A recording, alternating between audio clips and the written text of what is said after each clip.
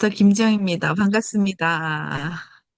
Herkese merhabalar. Ben Royal Master Kim Ji-young.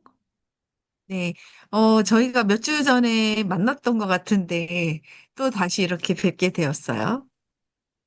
Aslında sizinle daha öncesinde bir ders daha yapmıştım. Tekrar bu ikinci buluşmamız.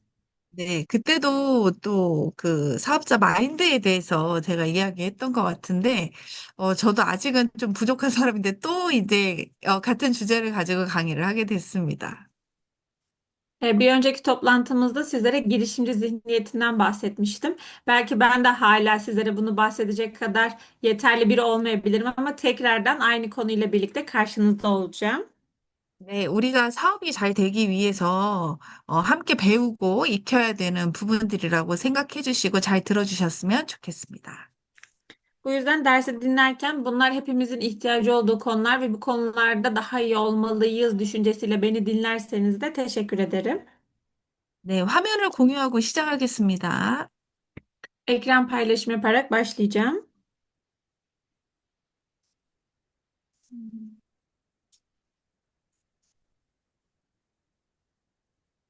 네, 오늘은 리더의 마인드셋이라는 주제로 강의를 시작하도록 하겠습니다. Bugün size hazırladığım dersin konusu lider zihniyeti olacak. 첫 번째는 우리가 이제 이 소비자와 사업자를 좀 구분해서 이야기를 해보려고 해요. Öncelikle derse başlarken aslında temel noktamızın tüketici ve girişimci üye arasındaki farkı ayırmamız gerektiğini düşünüyorum. 네, 사실상 애터미에서 소비자와 사업자를 구분하는 기준은 없죠. Aslında baktığınızda Atom içerisinde tam olarak tüketici ve girişimci ayrımı yapabileceğimiz bir kriter yok. 사업자라면 진입비가 있어야 되고 유지비도 있어야 되는데 진입비와 유지 조건이 없기 때문에 그래요. Çünkü bunun sebeplerinden bir tanesi normalde girişimci bir yerde üye olabilmeniz için girişimci üyelere ait bir katılım ücretinin ya da aylık devam ücretinin olması gerekiyor ama Atomi'de bu yok. 네, 결국에는 내가 애터미 제품을 소비하면서 받고 싶은 사람들은 소비자라고 할 수 있고 또 멤버십을 많이 구축을 해서 내 생계를 해결하고 싶은 사람들을 사업자라고 이야기할 수 있겠어요. Aslında şöyle de düşünebiliriz. Atomi'de kendi ihtiyaç duyduğu ürünleri alırken genel komisyon sayesinde para kazanan kişi tüketici olabilirken aynı şekilde bunu devam ettirip ekibini de büyütmek isteyip daha büyük bir ekiple yol alan kişileri girişimci olarak adlandırabiliriz. 네, 그래서 애터미에서 소비자는 주로 애터미 쇼핑몰에서 돈을 쓰는 사람을 이야기하고요. 그 소비를 함으로 인해서 애터미에서 어떠한 혜택을 보고 싶다. 그런 생각을 가진 사람들을 소비자라고 할 수 있어요. Tüketiciyi aslında şöyle tanımlayabiliriz. Genellikle Atomi'de para harcayan, yani ürünleri satın alan ve Atomi sistemini kendine faydalı kılacak şekilde yöneten, yani Atomi sisteminden fayda gözeten kişi olarak tüketiciyi tanımlayabiliriz. 네, 그런데 사업자는 좀 달라요. 사업자는 소비를 그냥 소비가 아닌 투자의 개념으로 생각을 하고요. 그다음에 늘 시스템을 통해서 이것을 어떻게 성장시킬까 생각하는 사람이에요. Ama girişimciyi bu noktada ayıran nokta ise tüketimi genellikle yapacağı tüketimi, harcamayı bir yatırım amacı gören ve ne yaparsa başarıya ulaşabilir noktasında sürekli kafa yoran kişi olarak tanımlayabiliriz. 그리고 애터미를 통해서 성장의 욕구가 있는 사람들을 사업자라고 할 수 있습니다. Aynı zamanda bir başarı arzusu, gelişim arzusu içerisinde olan ve başarmayı çok isteyen kişiyi de girişimci olarak tanımlayabiliriz. 네, 오늘 여기 들어오신 분들은 그래도 또 열정이 있고 멤버십에 관심이 있으니까 들어오셨겠죠? Tabii ki bugün burada toplantıda bulunan kişileri de bu işi yapmaya dair tutkusu olan kişiler olarak tanımlayabiliriz. 네, 모두 사업자분이실 것 같은데요.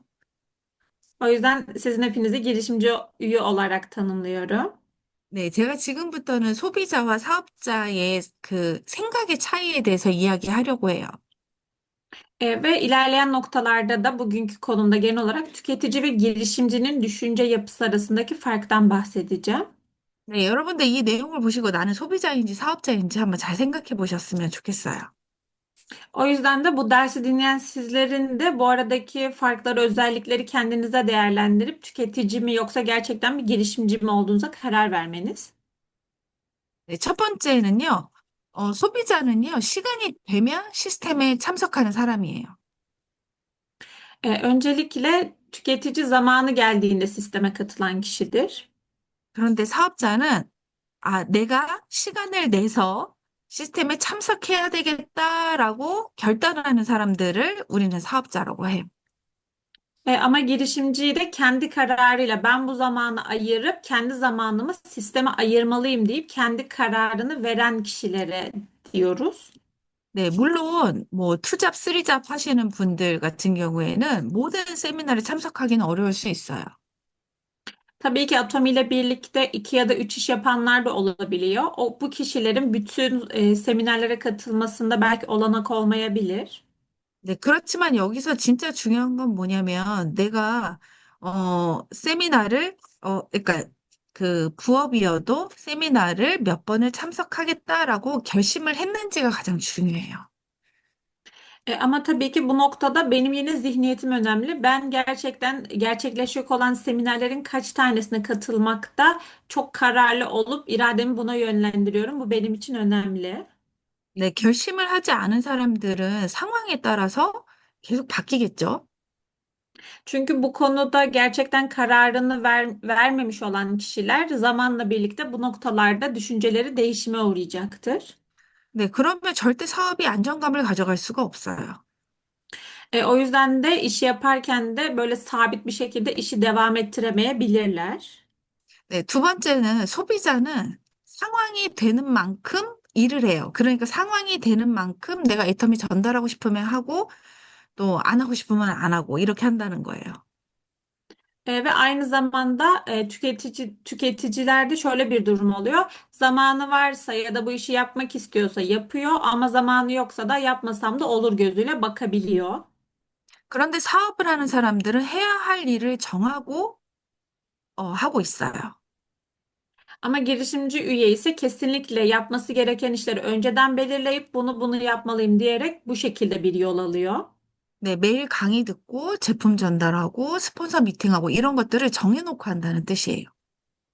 Yani aslında Zoom toplantıları varsa bunlara düzenli bir şekilde katılıp sponsorlu olan görüşmelerine katılıp ve gün içerisinde farklı insanlarla buluşup Atomi'yi anlatıyorsa aslında biz önceden planlamış olarak bunları söylüyoruz. 네, 뭐든지 정해놓고 하지 않으면 습관이 될 수가 없죠. Çünkü eğer bunları önceden belirleyip bir sıra halinde yapmazsa bu alışkanlığa dönüşmeyecektir. 네, 우리가 습관이 운명을 바꾼다는 이야기도 있어요. Çünkü alışkanlıklarımızın kaderimizi değiştireceğine dair bir söylem var. 그만큼 습관을 들이는 게 매우 중요하다는 뜻입니다. Bu da aslında alışkanlıklarımızı her gün meydana getirmenin ne kadar önemli olduğunu vurgulamak için kullanılıyor. 네, 애터미에서 해야 될 일이 사실상 정해져 있기는 하지만 그 일을 하든 안 하든 그거는 개인의 자유라고 볼 수 있어요. Aslına baktığınız zaman Atomi'de yapacağınız işler belli başlı işler bulunuyor. Yapmanız gereken işi devam ettirebilmeniz için. Ama tabii ki bu işi yapmak ve yapmamak arasındaki tercih tamamen sizlere kalıyor. 네, 내가 어떤 것을 선택하느냐에 따라서 결과는 매우 달라지겠죠. Çünkü benim verdiğim karara göre ortaya çıkan sonuç da değişecektir. 네, 여러분이 사업으로 성공하고 싶다면 루틴을 정해서 일을 하시는 거를 저는 추천합니다. Eğer sizler gerçekten iş yaparken başarılı olmak istiyorsanız öncelikle kendinize bir rutin oluşturmalısınız ve bu rutini düzenli olarak takip etmenizi öneririm. 네, 세 번째는요, 소비자 입장에서는 뭐든지 좀 잘 안 되는 것 같고, 어려운 것 같고, 힘든 것 같은 그런 생각, 그런 부정적인 생각들을 많이 하게 돼요. Üçüncü olarak da genellikle tüketicinin zihninde yapılamaz, zor şeyler sürekli kafasında belirliyor ve olumsuz kelimeleri çok fazla kullanan kişiler oluyor. 네, 성공하는 사람들은 그런데 할 수 있다, 재밌다, 즐겁다, 이런 긍정적인 말의 습관을 가지게 되죠. Ama başarılı olanlar ya da başarılı olmak isteyenler ise bunu yapabilirim, gerçekten yapılabilir bir iş, çok eğlenceli, keyif alıyorum gibi daha çok olumlu cümleler kullanıyorlar. 네, 어떤 차이가 있을까라고 생각을 해보면 결국에 소비자는 애터미의 비전을 정확히 보지 못했고, 어, 사업자라고 하는 사람들은 애터미 비전을 정확하게 봤다고 저는 생각을 하거든요. İkisi arasındaki farka tam olarak bakacak olursak şöyle düşünebiliriz. Tüketiciler tam olarak Atomi vizyonunu görememiş. Girişimci üyeler yani bu düşünce, olumlu düşüncelere sahip olan kişiler ise Atomi vizyonunu tam olarak görmüş kişiler olarak tanımlayabiliriz. 네, 비전이 정확하게 보이지 않는 사람한테는 일이 너무 어려워 보일 거예요. Vizyonu tam anlamıyla görmeyen kişiler için gerçekten iş oldukça zor görünecektir. 그러나 명확하게 비전을 본 사람들은, 아, 하면 되는구나, 이렇게 생각할 수 있어요. Ama gerçekten vizyonu görmüş kişiler için, demek ki böyle yapsam olur, şöyle yapsam da olacaktır gibi düşüncelere sahip olur. 그래서 우리가 성공하려면 확신을 가지는 게 중요해요. Eğer bizler başarılı olmak istiyorsak öncelikle emin olmamız gerekiyor kendimizden. 네, 확신을 가지려면 많이 듣고 많이 경험하는 것밖에는 방법이 없어요. Ama bu noktada bu kadar emin olabilmek için ne yapmamız gerekiyor? Çok fazla deneyime sahip olmamız gerekiyor ve bunlara maruz kalmamız gerekiyor.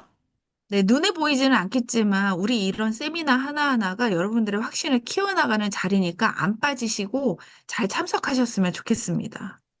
Çünkü özellikle seminerler bizler için çok öğretici ve deneyim olduğu için belki çok gözümüze gelmiyor ama özellikle bu Zoom toplantıları ve seminerlere çok fazla düzenli daha sık katılmamız gerekiyor ki aslında bu öğrenimi tamamlayabilelim. 네, 네 번째는요. 어, 소비자들은 자꾸 상황을 봐요. 남편 때문에, 자식 때문에, 혹은 건강 때문에 이런 상황을 먼저 보게 되죠. Genellikle tüketici üyelerde hep bir neden oluyor. İşte eşim yüzünden, çocuklarım yüzünden, sağlığım yüzünden. Yani sürekli bir açıklayacağı durumu oluyor. 그런데 사업자들은요, 아, 상황은 내가 만들면 되지. 내가 변화시킬 수 있어. 이렇게 믿고 있어요. Ama girişimci üyeler ise bu durum böyle mi? Ben bunu değiştirebilirim. Şu durumu da şu şekilde değiştirebilirim. Ben durumlar benim lehime çevirebilirim gibi sürekli daha hareket halinde olan ve durumları lehine çevireceğini düşünebilen kişilerdir. 저도 갈등을 싫어하는 편이라서, 상황에 따라가는 거를 좋아하는 편이긴 해요. Aslında ben de anlaşmazlıkları çok sevmeyen biri olduğum için duruma göre yol almaları da seviyorum. 그런데 이렇게 상황에 따라가다 보면 성공할 방법이 보이지 않을 때가 있어요. Ama sürekli olarak da duruma göre bir şeyleri değiştirmek de size başarıyı çok hızlı bir şekilde göstermeyebilir. 애터미 사업을 잘하기 위해서는 때로는 주변 가족이나 뭐 친구들이나 주변 사람들의 도움이 필요하기도 한데 그 상황을 지키면서 이 사업을 잘 하기는 너무 어렵더라고요. Çünkü atomide başarılı olabilmeniz için bir noktada etrafınızdaki insanların ya da ailenizin yardımına da ihtiyacınız oluyor. Sürekli olarak oradaki durumu gözetleyerek de bir noktada kendi başarınızı hızlandırmak da zor oluyor. 네, 그래서 애터미는 우리 가족의 인생을 변화시킬 수 있는 일이기 때문에 때때로는 그 상황을 변화하는 힘을 가지는 게 좋을 것 같습니다. Ve tabii ki ama atomiyle biz sadece kendi hayatımızı değil, ailemizin de hayatını değiştirebileceğimiz için durumları kendi lehimize yönetebilecek gücümüzün olması gerekiyor. 네, 다음으로는요. 소비자들은 이런 말 진짜 많이 해요. 나 다 알아. 나 안 들어도 다 알아. 안 배워도 다, 안 가봐도 다 알아. 이런 얘기를 정말 많이 해요. Bir de tüketicilerde şöyle bir durum oluyor. Bir semineri dinlemeden, bir toplantıyı dinlemeden ben dinlemesem de, oraya gitmesem de zaten biliyorum, bildiğim şeyleri anlatıyorlar. Her şeyi bildiklerini söylerler. 그러나 사업자들은 알고 있지만 또 다른 기대감을 가지고, 들으려고 노력하죠. Ama girişimciler ise farklıdır. Dinleseler bile sürekli yeni bir şeyler öğreneceklerini beklentisi içerisinde olurlar. 알고 있다고 생각은 하지만 그래도 뭔가 더 듣다 보면 내가 배울 것이 있을 거야라고 생각하는 사람들이 빨리 성공한다고 생각합니다. Çünkü bir noktada bildiği bir şeyi bile dinlerken, bunu da dinlerken farklı bir noktasını öğrenebilirim, farklı bir şey görebilirim düşüncesiyle hareket eden kişilerin daha hızlı bir şekilde başarıya ulaşacaklarına inanıyorum. 네, 이미 알고 있다라고 생각하는 사람들한테는 새로운 이야기가 귀에 잘 들리지 않아요. Çünkü zaten hani her şey bildiğini düşünen bir kişi için de yeni bir şeyleri tekrardan onu dinlerken alması çok zor olacaktır. 어차피 다 안다고 생각을 할 거거든요. Çünkü zaten her şeyi bildiğini düşünecektir. 네, 여러분들 애터미에서 다 알고 계신가요? 아직도 배울 게 많으신가요? Peki sizler için atomideki her şeyi biliyor musunuz yoksa öğrenecekleriniz daha çok mu? 네, 저는 지금도 애터미가 너무 신기하고 새롭게 느껴지는 부분들이 많이 있습니다. Şu an bile hala atom benim için oldukça ilginç ve sürekli yeni öğrendiğim şeyler olduğunu fark ediyorum. 네, 알면 알수록, 배우면 배울수록 더 깊어지는 것 같아요. Çünkü bildikçe ve öğrendikçe daha derine indiğini ve daha derin bir noktada olduğunu anlıyoruz atominin. 네, 여러분들도 그런 애터미를 잘 경험해 보셨으면 좋겠습니다. O yüzden sizlerin de atomiyi bu şekilde deneyimlemesini çok isterim. 네. 그 다음에, 여섯 번째로는요. 소비자들은, 나름대로 열심히 했다고 생각하고 나의 기준에 의해서 사람들에게 이야기를 합니다. Ve tüketiciler genellikle kendilerinin kendi standartlarına, kendi şartlarına göre çok çalıştıklarını düşünürler. 나 애터미 회사에 대해서 이야기해봤어. 제품에 대해서 이야기해봤어. 이렇게 이야기하는 거예요. Genelde de mesela şöyle olurlar. Ben Atomi hakkında insanlara oldukça bilgi verdim, şirket hakkında oldukça bilgi sundum gibi. 많이 했어. 할 만큼 했어. 이렇게 말이죠. Gerçekten çok fazla yaptım, elimden gelen her şeyi yaptım diye söylerler. 네, 그러나 진짜 사업에서 성공하고자 하는 사람들은 그것보다는 객관적인 데이터로 이야기합니다. Ama tabii ki gerçekten bu işte başarılı olmak isteyen girişimci üyeler ise elde olan verilerle konuşurlar. 네, 회원 숫자나 매출이나 직급으로 이야기하겠죠. Yani eldeki objektif verilerde üye sayıları, yaptıkları PV'ler ve kariyerler hakkında olur. 네, 회원 숫자가 늘어나지 않는다면 내가 애터미 사업을 열심히 하고 있다고 얘기할 수 있을까요? Çünkü üye sayımın artmamasına baz alarak ben gerçekten bu işi yaptığımı söyleyebilir miyim çok daha gayretli? 네, 매출이 늘어나고 있지 않다면 내가 열심히 했다고 이야기할 수 있을까요? Eğer satışlar artmıyorsa, PV'ler artmıyorsa ben gerçekten ciddi bir şekilde çalıştığımı söyleyebilir miyim? 네, 물론 잘 될 때도 있고 그렇지 않을 때도 있습니다. Tabii ki hani olduğu zamanlar da olabilir bu noktada, olmadığı zamanlar da olabilir. 그러나 우리가 평균 한 6개월 정도 이렇게 놓고 봤을 때는 오락가락 오락가락 할 수는 있지만 전반적으로 성장하는 모습을 보여줘야 될 것 같아요. Ama diyelim ki gerçekten bu süreç böyle 6 ay böyle devam ettiğini düşünün. Dalgalı bir şekilde sürekli gidip gelmeli, inişli çıkışlı bir süreçte olsa bu 6 ayın sonunda bir başarı olduğunu illaki görürüz. 네, 여러분들 앱에 들어가면 다 보실 수 있으니까 각자 좀 확인해 보시면 좋겠습니다.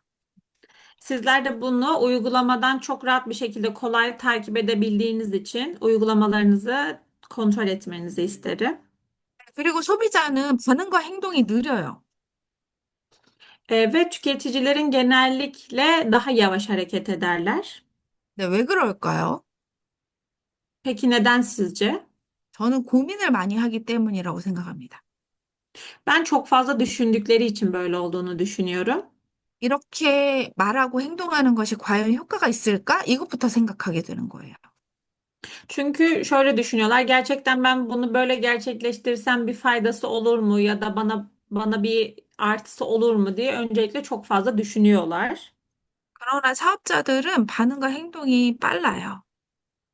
Ama girişimcilerin ise genellikle bir işte tepkileri ve işteki hareketleri daha hızlıdır.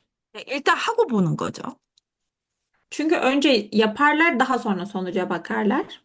네, 행동했을 때 나오지 않는다면 그 행동을 또 바꾸는 걸로 방법을 바꾸죠. Çünkü bir harekette bulunup eğer sonuç olmadıysa bu sefer yaptıkları hareketi değiştirip daha farklı bir sonuç elde edip edemeyeceklerini kontrol ederler. 그래서 빠르게 결정하고 움직이는 것이 무엇보다 중요합니다. O yüzden de hızlı bir tepki verip hızlı bir şekilde hareket etmek çok önemlidir. 네. 그다음 sobicanın요, 판단과 결정이 느려요. Bir sonrakinde ise tüketicilerin verdiği kararlar ve yargıları da yavaştır. 이거는 방금 제가 얘기한 것과 또 비슷한 내용이 될 것 같네요. Bu aslında tam bir önceki söylediğimiz maddeyle aslında aynı içeriğe sahip. 어쨌든 결정을 잘하는 사람이 좀 파워가 있는 것 같아요. Çünkü sonuçlara odaklanıp iyi bir sonuç elde etmeyi isteyen kişinin de oradaki kararı ve hızına bağlıdır.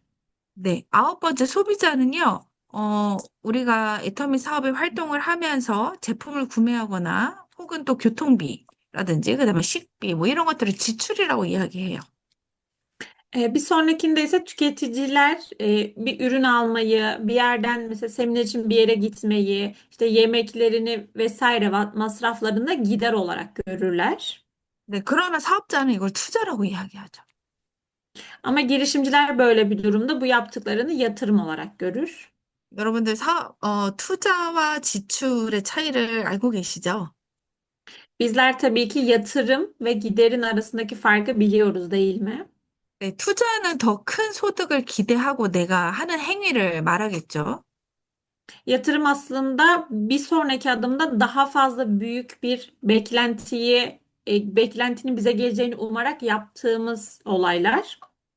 근데 지출은 쓰고 없어지는 거예요. Gider ise harcadım, bitti ve gitti diye gördüklerimiz. 사업을 하면서 그냥 지출이 많아진다고 생각을 하면 그 돈이 아깝다고 느껴지겠죠. Çünkü bir iş yaparken sürekli harcadıklarımızı gider olarak görürsek aslında sürekli para kaybettiğimizi düşünürüz. 그러면 아무래도 활동에 좀 제약이 생길 것 같아요. Ve sürekli buna yazık oldu diye düşünerek de yaptığımız işten de fayda göremeyiz. 내가 1년 후에 얼마를 벌지 결정을 하고 내 사업에 비용 투자를 잘 해보셨으면 좋겠습니다. O yüzden de aslında yıllık kazanç hedefimizi ortaya koyarak yaptığımız yatırımın gelir giderlerini iyi bir şekilde değerlendirmelisiniz diye düşünüyorum. 네, 그래서 여러분들은 이러한 마인드를 딱 장착하셨으면 좋겠어요. Özellikle sizlerden sahip olmanız gereken zihniyetten bahsedeceğim. 네, 총 8가지인데요. Tam olarak 8 tane. 첫 번째는 나는 1번 사업자다라는 생각을 가지는 거예요. Öncelikle şöyle düşünmemiz gerekiyor. Ben bir numaralı girişimciyim. 내가 누군가의 파트너로서 존재하는 게 아니라 그냥 내 사업에 내가 주인이 되는 거죠. Ben bu işi yaparken birinin partneri olarak değil de ben bu işi yaparken bir girişimciyim olarak görmem gerekiyor kendimi. 네, 이런 생각을 가지고 계셔야 여러분들이 책임감이 강해질 거예요. Çünkü bu düşünceye sahip olmalısınız ki bu düşünce size sahip olmanız gereken sorumluluğu getirecektir. 네, 책임감이 강해져야 사업이 잘 됩니다. Çünkü sorumluluk sahibi olduğumuz oran arttıkça işimiz daha başarılı olacaktır. 네, 두 번째는 스폰서에 대해서 존중하는 마음을 가져야 돼요. İkinci olarak sponsorlarımıza karşı saygılı bir tutum içerisinde olmamız. 스폰서가 내 포인트를 받아간다고 해서 나한테 얼마큼을 해줘야 된다. 이런 생각은 안 했으면 좋겠어요. Çünkü şu sponsor sonuçta benim yaptığım PV'leri alıyor. O zaman bana da karşılığında şu kadar yardım etmeli gibi bir düşünce içerisinde olmamalıyız. 네, 스폰서는 나보다 이 사업을 먼저 해본 사람이죠. Çünkü sponsorumuz benden öncesinde bu işe başlamış ve yapmış biri aslında. 먼저 경험을 하고 내가 가야 될 길을 잘 가이드를 하는 사람이에요. Aslında benim gideceğim yolları önceden geçmiş bana çok iyi rehberlik yapacak bir kişi aslında. 여러분들이 좋은 가이드만 받을 수만 있어도 저는 스폰서 복이 있다고 생각합니다. Çünkü aslında biz bu yolda yürürken gerçekten iyi bir rehberlik bile alabiliyorsak en büyük faydayı sağlamış olduğunu düşünüyorum. 그리고 여러분들도 사업을 잘 배우셔서 여러분들의 파트너를 잘 안내할 수 있는 그런 스폰서가 되시면 좋겠어요. Evet, sizler de bu yolda iyi bir rehberlik alıp iyi bir şekilde öğrendikten sonra sizlerin de kendi partnerlerinize iyi bir rehber olmanızı umuyorum. 네, 세 번째는 파트너에게 과도한 기대나 판단을 하지 않는다는 거예요. Üçüncü olarak partnerlerimize karşı aşırı beklenti içerisinde olmamak ve onları yargılamamak. 우리가 saram한테 기대를 너무 많이 하면 실망을 하게 되는 것 같아요. Çünkü biz eğer karşı taraf içerisinde çok fazla beklentiye girersek bu sefer karşılığında çok daha büyük hayal kırıklıklarına uğrayabiliyoruz. 네, 때로는 갈등도 생기죠. Ve tabii ki bazen bu noktada da anlaşmazlıklar da ortaya çıkıyor. 그래서 우리는 파트너에게 기대를 한다기보다 파트너를 성장시켜야 되는 사람들입니다. Aslında bizler partnerlerimize karşı beklentiye girmektense onları başarıya ulaştırmamız gereken kişiler olarak görmeliyiz. 네, 파트너의 부족한 점을 메꿔주고, Partnerlerimize yetersiz gördüğümüz kısımlara yardım ederek 그리고 그들이 애터미 안에서 잘 성공할 수 있도록 매 순간순간을 잘 안내를 하는 것이 중요하겠어요. ve partnerlerimizin atom içerisinde başarılı olmalarını sağlayacak şekilde onlara rehberlik etmeliyiz. 그리고 저는 무엇보다도 공감대를 형성할 수 있는 대화를 하는 게 전 더 중요하다고 생각하고 있어요. Ve özellikle partnerlerimizle onları anladığımıza dair ortak bir sohbetin gerçekleşmesinin de daha doğru olduğunu düşünüyorum. 우리가 어떤 어려운 일을 조금 겪더라도, 마음의 상처를 받게 되더라도, 공감되는 대화를 통해서 많은 위로를 받을 수 있기 때문이에요. Çünkü biz ne kadar bir noktada kırılsak da yara da alsak gerçekten bizi anlayan, empati içeren bir konuşmanın çok faydalı olduğuna inanıyorum. 네, 그렇게 위로를 받다 보면 또 힘도 나겠죠. 에너지도 생기겠죠. Çünkü bu şekilde onlara karşı yapılan bir sohbet karşı tarafın enerjisini yükseltecektir ve ona faydalı olacaktır. 네, 네 번째는 형제 라인의 사업자와는 분명한 그 관계의 선이 있어야 돼요. Dördüncü olarak da kardeş kollarımızdaki kişilere, girişimcilerle aramızdaki ilişkilerde net çizgiler bulunması. 네, 서로 대화할 수 있는 내용들이 있고 아닌 내용들이 있겠죠. Çünkü kardeş hatlarımızdaki girişimcilerle konuşabileceğimiz konular varken konuşmayacağımız konularda bulunmakta. 그리고 무엇인가 궁금해도 물어봐야 될 것과 물어보지 말아야 될 것이 있어. Çünkü ne kadar merak etsek de o kişiye sorabileceğimiz sorular ve soramayacağımız sorular bulunur. 내가 이 형제라인 파트너와 이러한 대화가 가능한 것인지 가능하지 않은 것인지만 잘 판단을 해도 좋은 사업자가 될 수 있어요. Çünkü ben bu noktada kardeş kollarımdaki bir girişimci üyeyle bu konuda sohbet etmeli miyim yoksa etmemeliyimi bile gerçekten iyi bir şekilde ayırt edebiliyorsam ben iyi bir girişimci olabilirim. 특히 삼가해야 되는 거는 형제 라인 사업자에게 어떤 직급을 갖는지, 스폰서가 얼만큼 도와주는지, 막 이런 것들을 자세히 물어보는 거는 하지 않는 것이 좋겠어요. Mesela özellikle de kardeş hatlardaki girişimcilerden bir kişinin işte nasıl kariyere gittiğini, hangi kariyere gittiğini ya da sponsorun ona bu kariyerde ne kadar yardım ettiğine dair soruların sorulmaması gerekiyor. 특히 스폰서 흉보는 건 더 안 돼요. Özellikle de sponsoru birlikte konuşmak, birlikte eleştirmek kesinlikle olmamalı. 네, 여러분들 파트너들, 좌우에 있는 파트너들이 서로 만나서 지금 제가 얘기했던 거, 이런 것들을 막 얘기한다고 생각을 해보세요. Şöyle düşünün, sizlerin de iki kolu var ve sizlerin sağ ve sol kolunuzdaki üyeleriniz buluşarak bu dediklerimi sizin hakkınızda konuştuğunu düşünün. 사업이 잘 될까요? Gerçekten iyi bir şekilde işi yürütebilir misiniz? 우리가 비즈니스를 하면서 하지 말아야 될 것들을 하지 않는 것만으로도 성공할 수 있다고 이야기를 해요. Çünkü aslında biz bir işi yaparken yapmamamız gerekenleri koruyabilirsek o işi gerçekten ilerletebiliriz. 물론 인간은 누구나 또 과정 속에서 실수를 할 수도 있어요. Ama tabii ki bizler insanız ve olaylar içerisinde yaptığımız yanlışlar olabilir. 괜찮습니다. 그러나 배워간다는 게 더 중요한 거예요.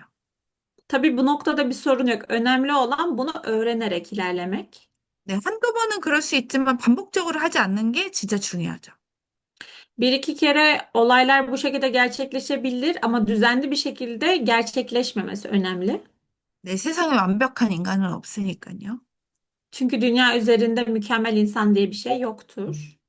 네, 그래서 나의 부족한 점을 본다면 또 다른 사람들의 부족함도 너그럽게 받아들일 수 있을 거라고 생각해요.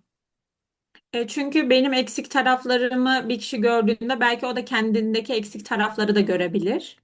그러나 우리가 나 스스로 좋은 sahab자가 돼야 된다는 것에 대해서 잊지 않았으면 좋겠어요.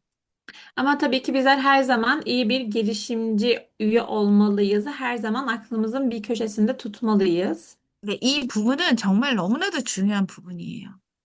Özellikle bu bahsettiğimiz konu çok önemli bir konu. 형제 라인끼리 서로 선만 잘 지켜도 그 조직은 되게 건강한 조직이 될 수 있어요.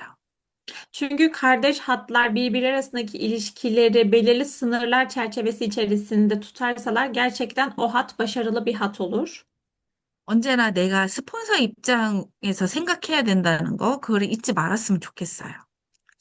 Ve özellikle de kendimizin de bir gün sponsor bakış açısından olaylara bakmamız gerektiğini unutmamamızı da her zaman hatırlamalıyız. 네, 다음으로는 애터미 사업자는요, 시스템을 온몸으로 받아들여야 해요.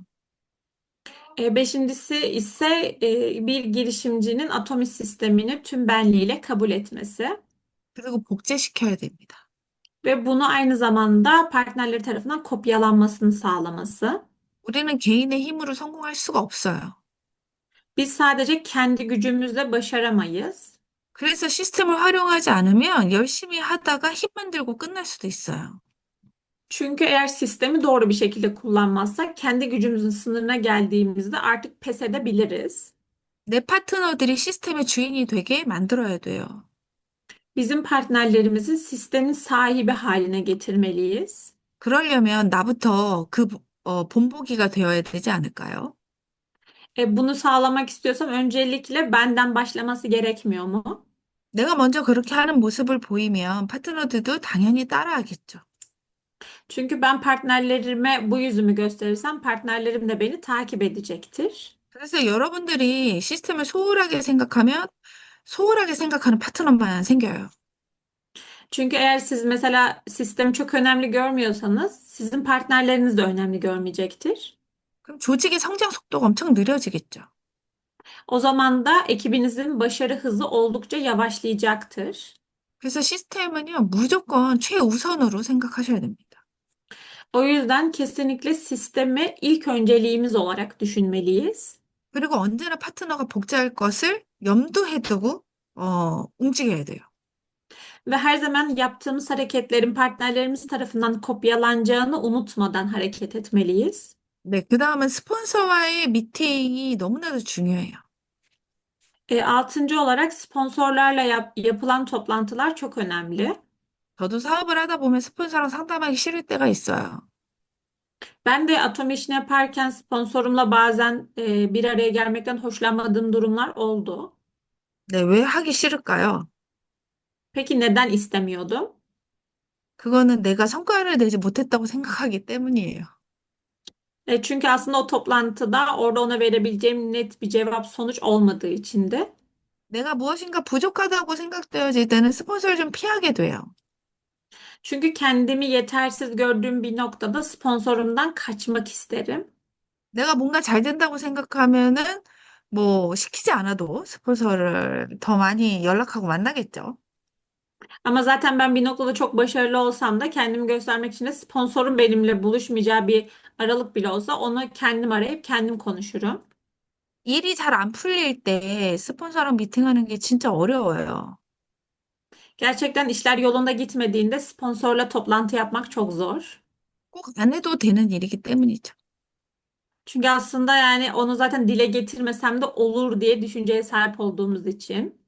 그러나 여러분들이 일이 잘 안 풀릴 때도 스폰서랑 미팅할 수 있는 힘이 있어야 빨리 성장할 수 있어요. Ama tabii ki bu noktada da işlerin yoluna gitmediği sürede bile sponsorlarınızla toplantı yapacak gücü kendinizde topladığınızda işinizin başarıya ulaşma hızı da artacaktır. 네, 시행착오를 줄여야 되는 거죠. Yani bu şekilde yapmayı her zaman önemli kılmalıyız. 예, 여러분들 수시로 스폰서랑 이런저런 상담하시기 바랍니다. O yüzden sizlerin de ne olursa olsun sponsorunuzla konularınızı danışmanızı umuyorum. 네, 그 다음은 직급 도전과 유지에 오픈 마인드가 되어 있어야 돼요. Bir sonrakinde ise kariyer alma ve bu kariyerleri düzenli bir şekilde devam ettirmeye karşı açık fikirli olmalıyız. 사업이 성장하지 않는 사람들의 특징을 보면 직급 도전과 유지를 되게 두려워하는 사람들이 많아요. Çünkü başarı noktasında eksik olan kişilere baktığımızda genellikle kariyer meydan okumalarından korkan ya da kariyer meydan okumalarını düzenli bir şekilde devam ettirmekten korkan olan kişiler olduğunu da görebiliyoruz. 우리 사업은 내가 판매사가 되고 판매사를 만드는 사업이기 때문에 이 직급이 매우 중요합니다. Öncelikle ilk adımda benim Sales Master olduktan sonra kendi ekibimde de Sales Master'lar yaratmam gereken bir iş olduğunu her zaman ne kadar önemli olduğunu hatırlamam gerekiyor. 어떻게든 준비해서 어, 직급을 유지하고 판매사를 유지하고 판매사를 도전해야 된다는 생각을 가지고 계셔야 돼요. O yüzden de her zaman Sales Master olmak ve Sales Master'da düzenli bir şekilde devam ettirmek fikrine sahip olmalıyız. 그리고 내가 오토 판매사라면 파트너를 그렇게 만드는 것이 매우 중요합니다. Ve diyelim ki ben Otosales Master'sam o zaman da partnerimin Otosales Master olmasına yardımcı olmalıyım. 그렇게 하다 보면 내가 자연스럽게 오토 팀장, 오토 국장까지 갈 수 있겠죠. Çünkü bu sayede bir süre sonra ben de o zaman otomatik Diamond Master, otomatik Sharon Rose Master'la ulaşabilirim. 네, 이것과 같은 맥락에서 어쨌든 데드라인을 정해놓고 사업을 하셔야 됩니다. Ve bunları da gerçekleştirmek için tarihlere dikkat ederek işlerimizi yürütmeliyiz. 네, 제가 데드라인에 대해서 지난번에도 여기 줌 미팅에서 얘기했던 것 같아요. Sanki böyle teslim tarihleriyle alakalı da korumamız gerektiğini de geçen Zoom toplantısında bahsettiğimi hatırlıyorum. 근데 이뤄야 되는 날짜를 정해놓고 움직이는 건 매우 중요합니다. Özellikle kendimize belli olan tarih aralıklarında harekete geçmemiz gerektiğini ve o tarihleri baz alarak bir şeyler yapmamızı kendimize hedef olarak belirlemeliyiz. 그래서 계획을 세우실 때 꼭 날짜가 들어가야 돼요. Özellikle planlama yaparken bu yüzden de tarihler bizim için çok önemli. 마지막으로 결론입니다. 내 마인드가 흔들리면 시스템도 멈추게 돼 있고, 시스템이 멈추면 사업도 멈추게 돼 있습니다. Sonuç olarak baktığınızda zihniyet olarak ben sarsılırsam sistemim durur, sistem durursa iş durur. 여러분들 제가 지금 말씀해 드린 내용들은 내가 해도 되고 안 해도 되는 게 아니라 성공하고자 한다면 반드시 지키셔야 되는 거예요. Az önce bahsettiğimiz zihniyetteki 8 tane maddeyi bunu yapsam da olur, yapmasam da olur değil. Ben gerçekten bu işte başarılı olmak istiyorsam yapmam gerekenler olarak düşünmeliyim. 네, 사실 이런 것들만 잘 지켜져도 우리가 사업에서 굉장히 많은 발전을 가져올 수 있을 거예요. Çünkü gerçekten bu bahsettiklerimize bile olup bunları devam ettirebilirsek bunlar bize inanılmaz bir fark yaratacaktır. 근데 그때그때 내 생각이 흔들리는 게 정말 위험해요. Ama tabii ki zaman zaman benim zihniyetim, düşüncemin sarsılması çok kötü etkiliyor. 그게 전혀 도움이 되지 않더라고요. Çünkü bu hiçbir zaman işimize ve bize yardımcı olmuyor. 여러분들 오늘 제가 이렇게 정리해 드린 내용들을 한번 잘 보시면서 한번 다시 한번 내 mo습은 어떤가? 나는 사업자인가? 나는 소비자인가? 한번 잘 생각해 보셨으면 좋겠습니다. O yüzden bugün sizlere toparlayarak sunduklarımı tekrar bir gözden geçirmenizi, kendinizi bir düşünmenizi, gerçekten ben işimde nasılım, ben bu şekilde bakıldığında bir tüketici miyim yoksa iyi bir girişimci miyimi kendimizin sorgulamanızı isterim. 네, 일단 공유를 중지하고요. 마무리를 Bunları 좀 해보도록 하겠습니다. paylaştığım belgeyi kapatıp devam edeceğim. 애터미는 저는 꼭 해야 되는 사업이라고 생각하고 있어요. Ben Atomi'nin gerçekten yapılması gereken bir iş olduğunu düşünüyorum. 그 이유는 어, 이 사업은 전 세계에 유통망이 깔려 있는 인터넷 쇼핑몰을 우리가 소유하는 사업이기 때문에 그래요. Çünkü baktığınız zaman Atomi şu anda globalde açılan ve globalde bir dağıtım ağına sahip olan bir iş. 저는 처음에 네트워크 비즈니스에 대해서 좀 거부감이 있었어요. Ben network işlerine karşı bir korkuya sahiptim.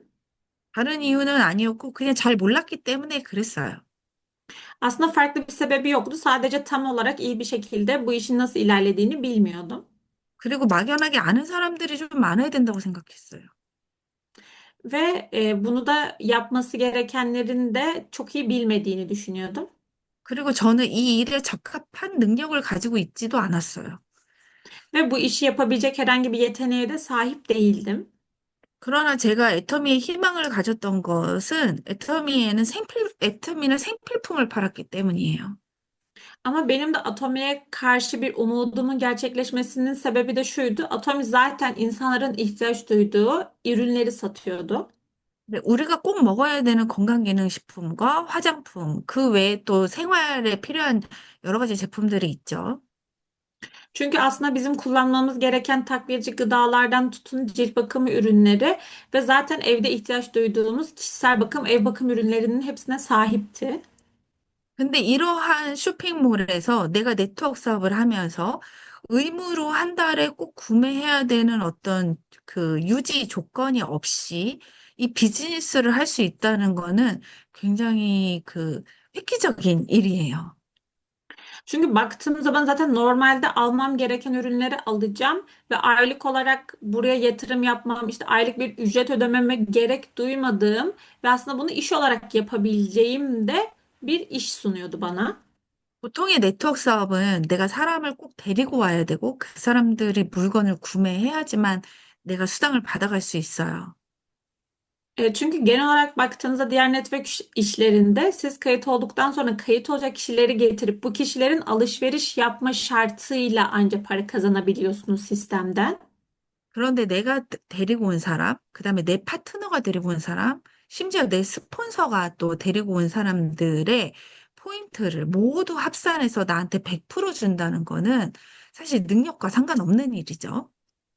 Ama çünkü baktığınız zaman benim kendi getirdiğim kişinin de, partnerimin getirdiği kişinin de ya da sponsorumun da sisteme getirdiği kişinin de yaptığı PV'lerden faydalanabilmem aslında çok da bir yeteneğiniz olmasını gerektirmiyor. 생필품은 누구나 써야 되기 때문에 당연히 확산 속도를 빠르게 가져갈 수 있어요. Çünkü zaten ihtiyaç duyduğumuz, kişisel ihtiyaçlarımızı alabileceğimiz bir platform herkesin ihtiyaç olduğu bir yer. 그런데 이렇게 좋은 비즈니스를 가지고 사업의 마인드가 되어 있지 않아서 사업을 실패하는 경우도 꽤 많아요.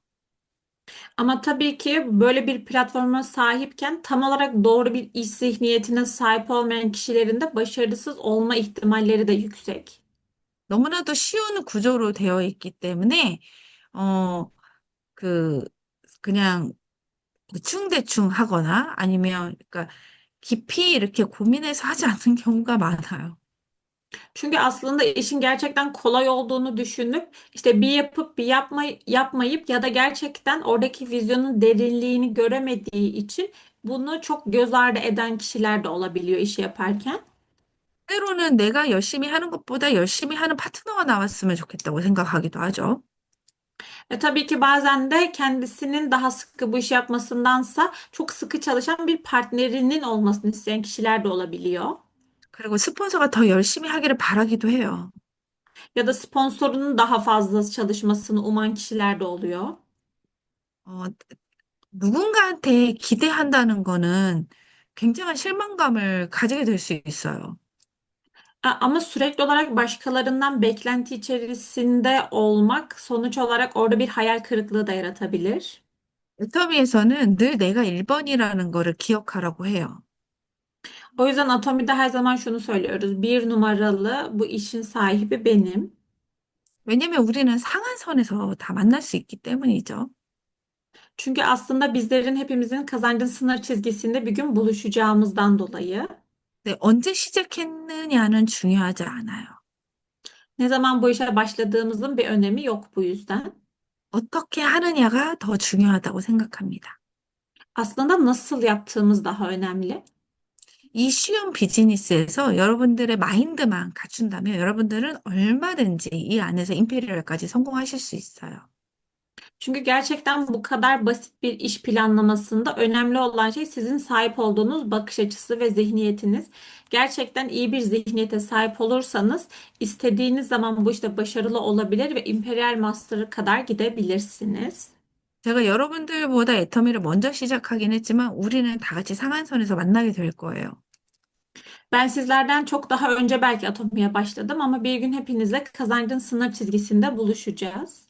네, 멋진 모습으로 우리가 함께 상한선에서 만났으면 좋겠습니다.